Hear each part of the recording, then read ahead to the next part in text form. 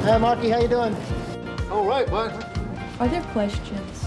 Good morning. 2,500. Hutchison Elementary is built on a sense of community. It's a type of community that you feel like it's old home week. She's scared of the buses. Say hello, furball. A sense of humor. They keep me loose and laughing. 60 minutes, somebody turn me in. Oh, no. Dan Rogers hiding behind the front desk. And a sense of respect. Everything is accepted here. We accept all kinds of things because we are such a diverse population. And there are so many opportunities for children to learn from one another.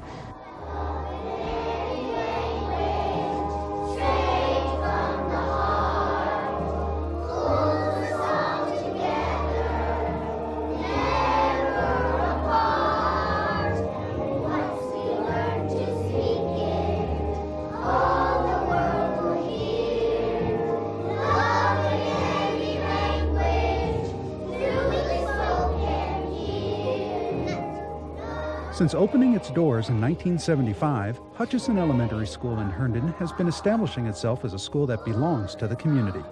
The current staff is led by Principal Frank Mean, who strives to get to know not only each and every child, but also each and every child's mother, father, brother, sister, and dog.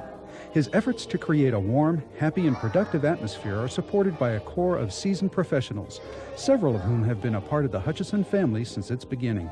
He encourages this experienced group to use their unique interests and teaching styles to accomplish the #1 goal of the school, to meet the needs of each student. Good morning. Good morning. Good morning. Oh, Chanda. Hope that's warm. My fondest memories as a child were of elementary school. My fondest memories as a child were of family. I was one of 5 children in a very small town. And when I was a teacher, starting in Fairfax County, I made a promise to myself that I would try to duplicate the atmosphere in which I was raised. Hi, girls. One of the things that I can remember clearly is the fact that adults always talked to me as a person. And I have always tried to talk to children because you can learn so much from them. I find that they tend to hang on every word that I say, but I find that I learn more from them than I think they learn from me. How many's this one, Gavin? 6. It's 6. 7. Thank you. All right, babies. All right. Our general philosophy here is family. We try to develop a sense of community so the children will feel comfortable and the parents will feel comfortable. And just as importantly, our staff will feel comfortable coming to work every day. Here comes my baby Natalie. We believe that from the time the children leave their home in the morning until the time they get to their door in the afternoon, we are their parents, we are their teachers, we are their guardians. So we try to meet them in the community in the morning, try to meet them at the bus, we try to meet them as they walk into school. Hi, guys. Hello, babies. Judging from the looks on their faces and the fact that they usually hold our hands in the morning and we get hugs and kisses from babies and so on and so forth, we think that they like it a lot. We also are encouraged by the fact that many parents and grandparents and assorted other relatives walk their children to school in the morning. You guys didn't see the puppy dog this morning, did you? The man down the street brings his puppy to school every day so he can kiss his son goodbye. But he saw you guys and went that way. We're a very camera-shy school. We've raised that doggy since he was a puppy. Just as you might have in a commuter parking lot a kiss and ride, we will kiss the dogs goodbye. We'll kiss the babies goodbye. And it really is neat for us to see mothers bring their newborn babies so that we can see them and talk to them and get to know them for the 5 years before they ever come to school here in kindergarten. Oh, you got a snowsuit on too? Huh? Can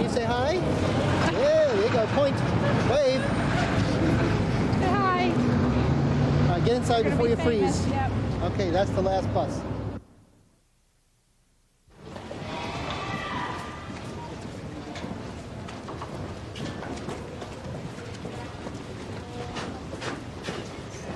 After the buses have cleared, students make their way to their respective classrooms to find some eager adults to get them started on the reading, writing, and arithmetic for the day.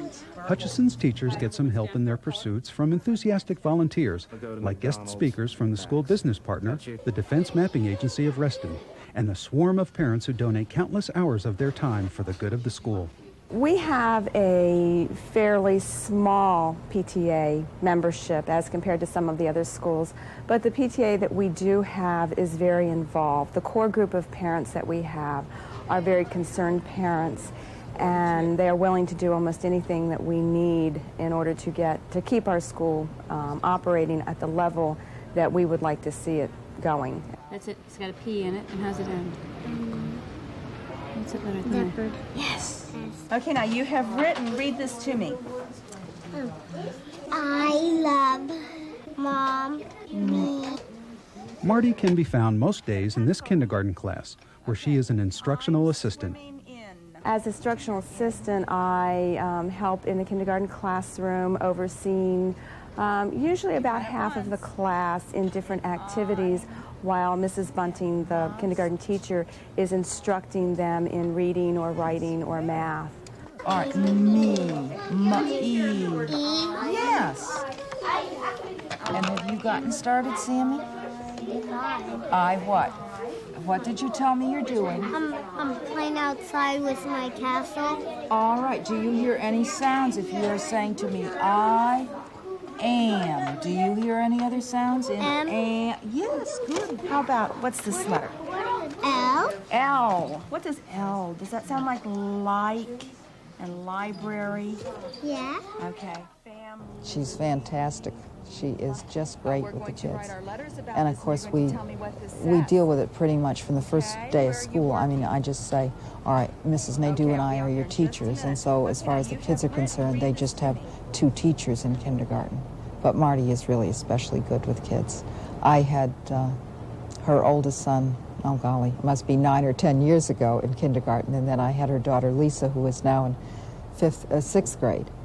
And so I was delighted when Marty decided to work in kindergarten. Mrs. Bunting is well-rooted in Hutchison territory and has seen many kids come and go. She's been a teacher here for 13 years, and she's also a local resident. There are just always special kids that you see over the years, and you see them now in high school. This winter we went into a restaurant, and the girl who was waiting on us said, "You're Mrs. Bunting," and I looked at her and I couldn't believe that it was a child I'd had in kindergarten, and she's now, 18 years old. It's this kind of history that adds to the community atmosphere of the school. Some of our families are rather large, and we've had 3 or 4 or 5 brothers and sisters here in the same school. We've gotten to know quite a few of the babies, and they just seem to keep coming. In fact, I have one this year that I remember was born the year I had an older brother. And so you see this child that you knew as a toddler or an infant who now is 11 or 12 years old. I would say that there are probably 6 of our staff members who have been here since 1975. In addition, we have at least one staff member right now who was a student here. And Karen Bankovic is a part-time kindergarten teacher. And she was here. She was here when I was assistant principal. Her brother went to school here. And now we're very proud that she's back to be a kindergarten teacher in our building.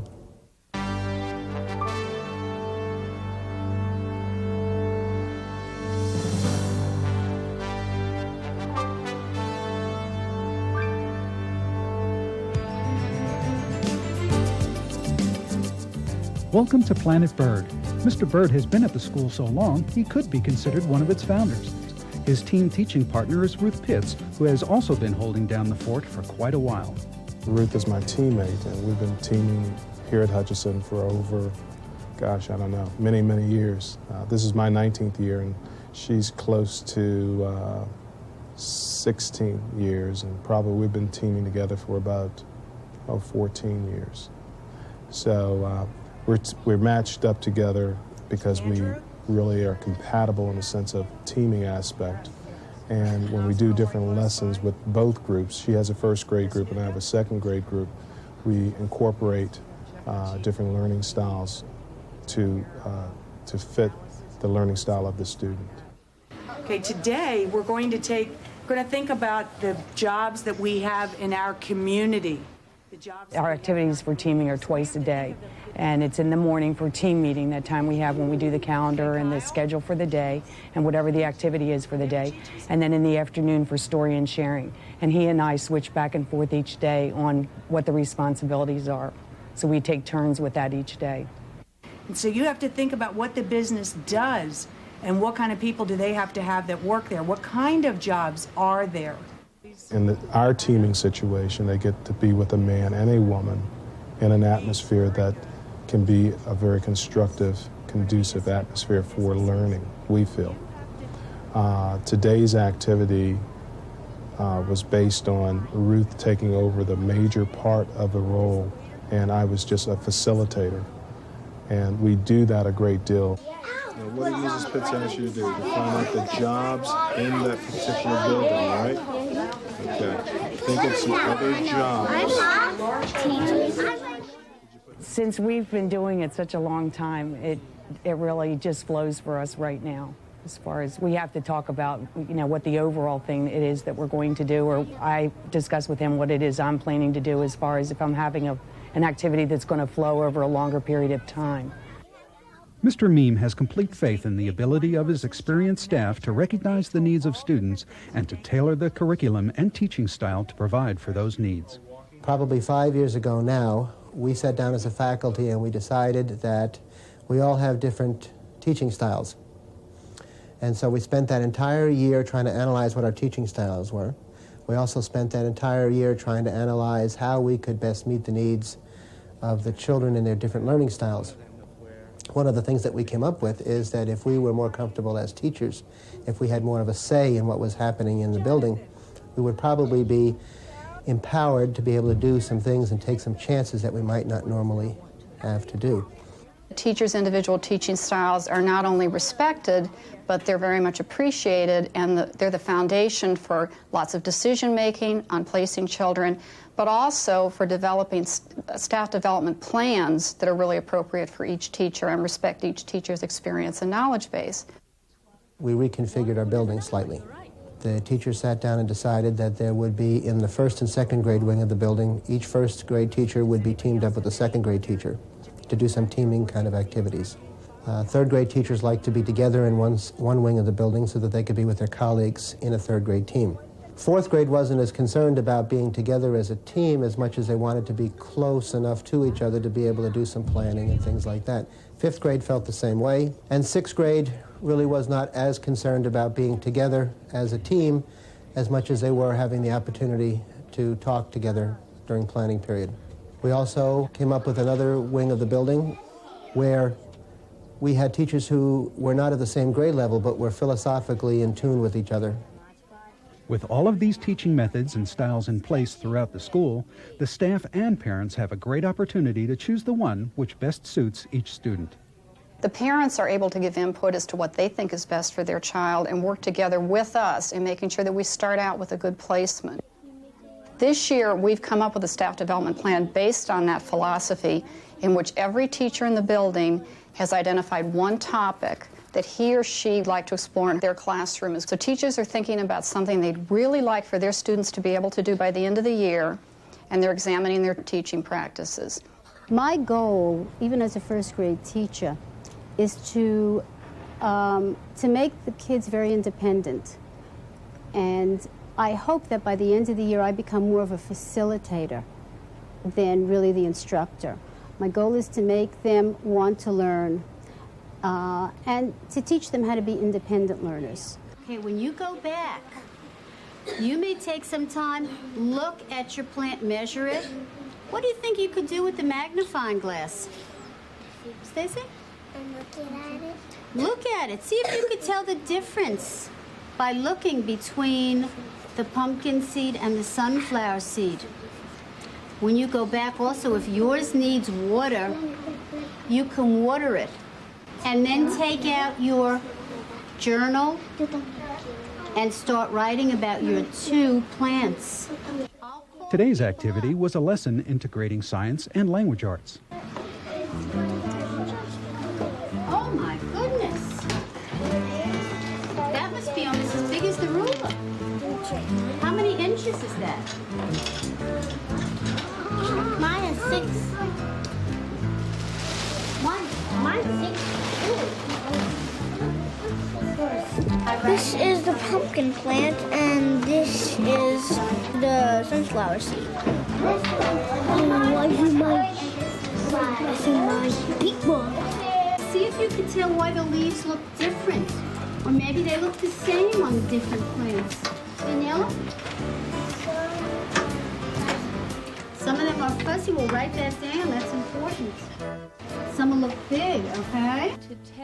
Dana Blackwood is a 6th grade teacher whose teaching philosophy includes freedom of choice for her students. When they read and when they write, they have topic choice. And I think that's sort of unusual because sometimes teachers assign books, maybe a group novel or a small group novel.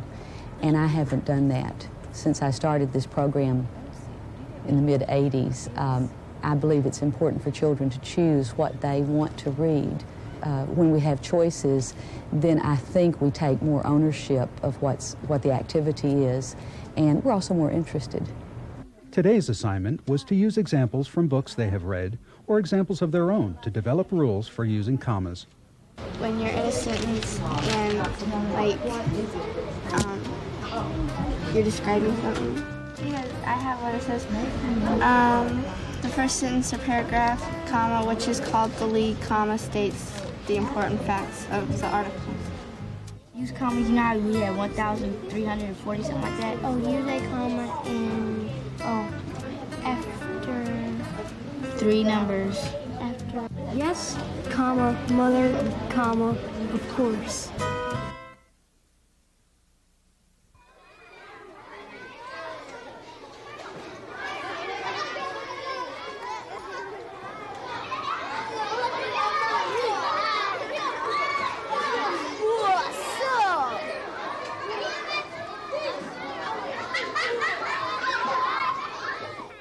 While the children take a break, Mr. Meem and Mrs. Kenny are still hard at work. We walk around during the day to make sure that we touch base with as many classes as we can. We feel it really important for the principal and assistant principal to be in the cafeteria and at recess during each and every day so that we can be in touch with the children and let them know of our presence. Mr. Me! He's nice! He's a very, very visible principal. And I would guess he probably knows almost every student in this school by about this time in the year. He, on their birthdays, comes and delivers pencils to the class for each child. So he gets to meet at one point or another every child in the classroom and talk to them. But the kids love him. He is on their level. He can talk to them on their level and relate to them, and they just think he's wonderful. They see him as somebody who can solve a problem. They see him as somebody who might have an extra nickel or a dime if they want to buy ice cream at lunchtime. They see him as somebody who knows what's going on in their lives and in their classrooms and who cares about what's going on in their lives and their classrooms. The main thing that makes it the best school is that we have the best assistant principal and principal. Yeah. You said laundry first. Sorry. Yeah, let us do it. These students are integrating science and language arts as part of a technology lesson. This diverse group has the full attention of 2 parent volunteers and 2 teachers. Mrs. Sochi and I have 50 students, and we're in a team teaching situation. And 5 of the students are mainstream full-time from an LD self-contained classroom, and 1 student is mainstream from an MR self-contained classroom. And almost all of the children are 6th graders, but there are a few 5th graders in our classroom as well.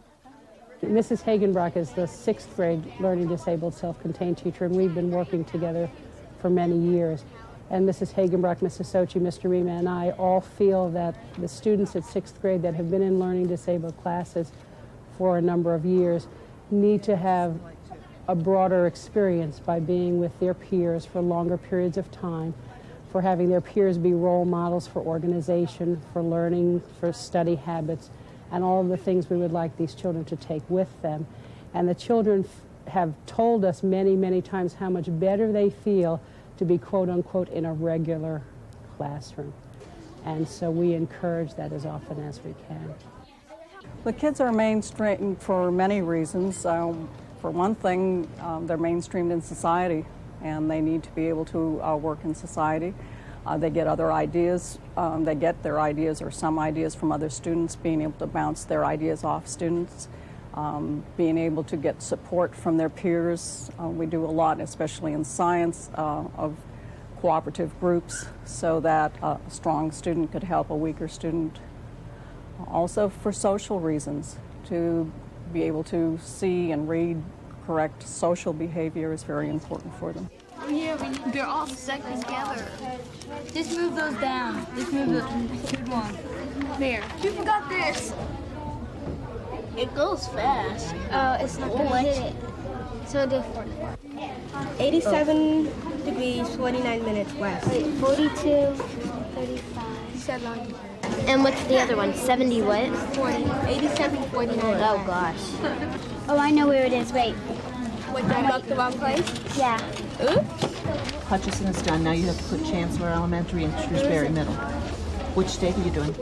What letters do you have? They have K, and then K and their word M.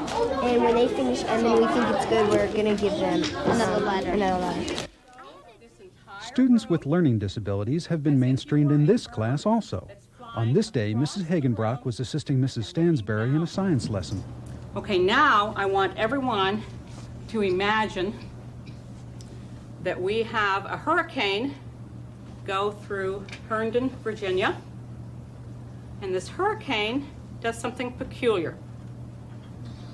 It knocks the roof off of our classroom, completely off. It is gone. Mrs. Hagenbrock's role is to bring another perspective to the lesson, to help monitor all the students' work, and to assist with grading papers. Your job is going to be to make a map with a small key to show me what is in the room.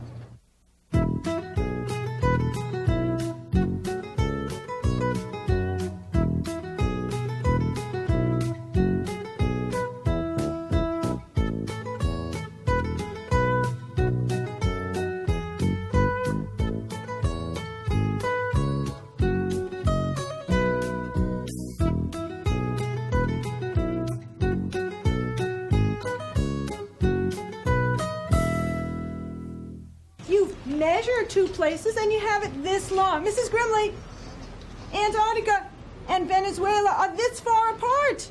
I measured it. Does that tell me anything? Mrs. Grimley's class is learning geography on a more global scale. Please look for New Delhi, India. Okay. What do we need again? Good. I got it! China's right here. Where's it at?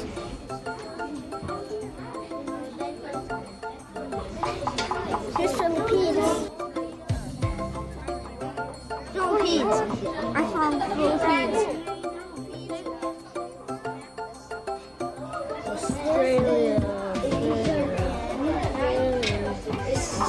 Oh, here we go.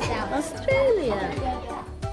While Hutchison students are learning about different locations in the world, they're also working side by side with children from many different locations, which is a valuable lesson in itself. I think one of the things that makes it real special is the fact that there are so many kids from different countries that go to school here. They learn so much just from being around each other. The culture, the customs, the different foods of the areas. Still spicy. They seem to have a good mix, and the kids get along so well together that they really learn from each other just from experiences. Over and above the academics that the school teaches itself, they learn so much through each other. My name is Lisa O'Neill, and I am in charge of the multicultural education here at Hutchison. We have a very diverse population. with students from more than 33 countries that have immigrated here. Our population is more than 50% a minority population. We really stress respect and appreciation for each other's country and cultural heritage.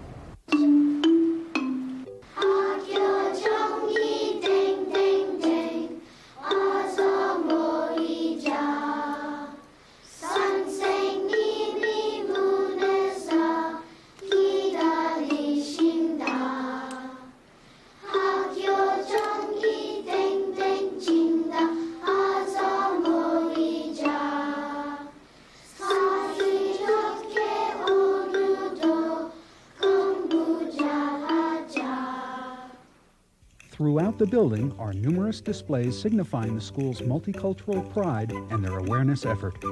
I think when you walk through the building, you'll see evidence of diverse cultures, children proud of their families. I love my sister. My sister loves me. Proud of their heritage. That really is diverse, isn't it? Isn't it great? Absolutely is diverse. We have somebody here named Mrs. Welsh, who was in the British Women's Royal Naval Service. And that was her hat. And she comes from England. And you can tell because she has an English accent. My country is India. And your country is India, that's right. What are the people like in India? They're exposed to children from many, many different countries, and with each child becoming more aware of their own cultural heritage and celebrating it, we have a better understanding of what goes on in the real world. Okay. Do you guys have a lot of friends here? Yeah. Yes. Our whole class is all my friends. Uh-huh.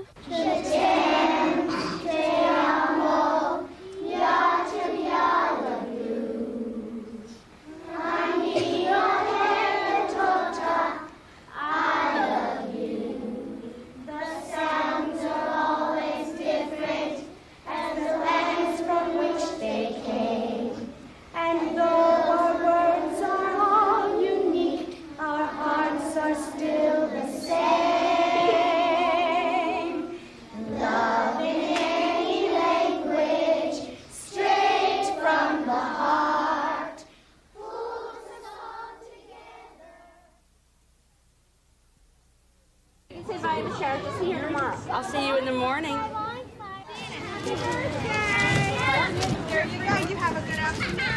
The school day is over, but the principal and assistant principal aren't finished working yet. Bye-bye. And then we walk the children to the bus in the afternoon, and we'll walk some of the children across the street into their neighborhoods after school. Frank Meem's desire to provide a community atmosphere for everyone in the school is succeeding. Parents, students, and staff believe that this school belongs to them. And across the year, I think, as parents come into the school, you have a sense that they feel that this school belongs to them. Not just that they're welcome here, but that the school really belongs to the community. It is the heart of the community. The teachers are part of that community, too.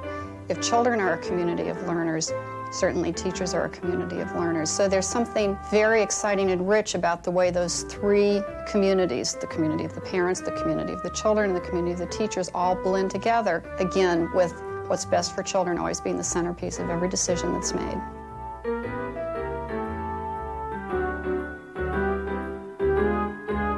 I love this school since I grew up in this school. I started since kindergarten, and it's the best school I've ever been to. So I'll be sad going to the next school. Well, I'm going to miss all my 5th, 4th, 1st, and 2nd grade friends. I miss Mr. Mia. Practically, I can't believe I'm saying this. I miss my teacher. Yeah, Miss Lockwood's the best teacher I've ever had. Yeah. I mean, she's nice. Well, Miss White. She's my favorite teacher. Yeah. One of my favorite teachers. Miss Lamb. Mr. Bell, Miss White. Miss Linebaugh. Yeah, Mrs. Linebaugh.